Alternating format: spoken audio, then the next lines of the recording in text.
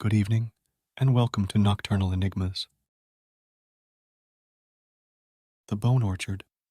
When Dr. Jacob Walter moved to the small, isolated village of Elmsworth, he was seeking a quiet place to spend his retirement years.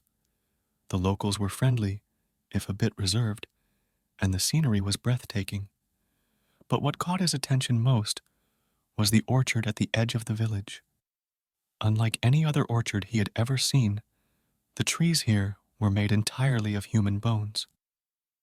Curious and slightly unnerved, Jacob inquired about the orchard. The villagers spoke in hushed tones, explaining that the bone orchard was ancient, a place of both reverence and fear. The fruit it bore granted eternal life, but at a terrible cost. Intrigued, Jacob decided to investigate further. One evening, under the cover of darkness, he ventured into the orchard. The bone trees loomed like skeletal sentinels, their branches adorned with fruit that glowed with an ethereal light. Unable to resist, Jacob plucked one and took a bite. The taste was indescribable, a blend of sweetness and sorrow that filled him with an overwhelming sense of vitality.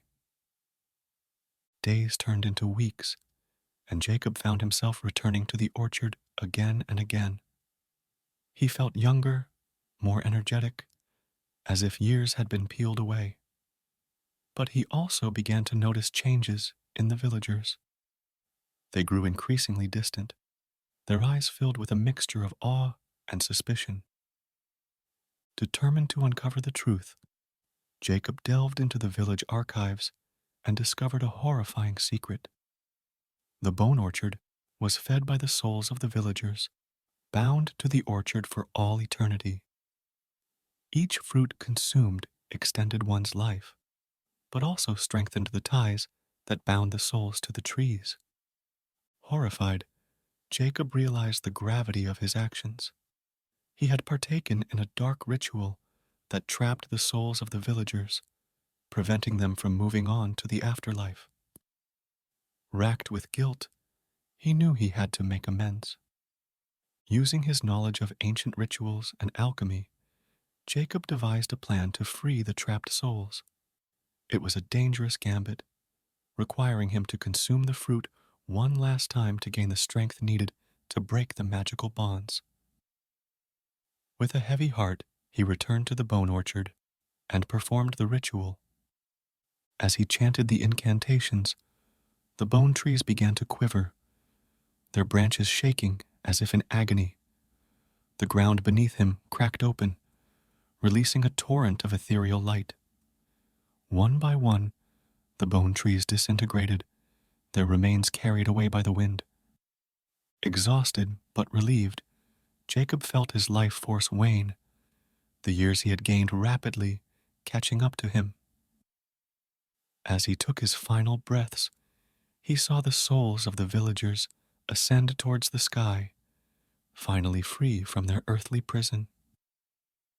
The villagers found him the next morning, his lifeless body lying in the now barren field. They buried him on the edge of the village, a simple gravestone marking his resting place. But as the years passed, the villagers would speak of Dr. Jacob Walter in hushed tones, the man who had sacrificed his own life to free them from the curse of the bone orchard.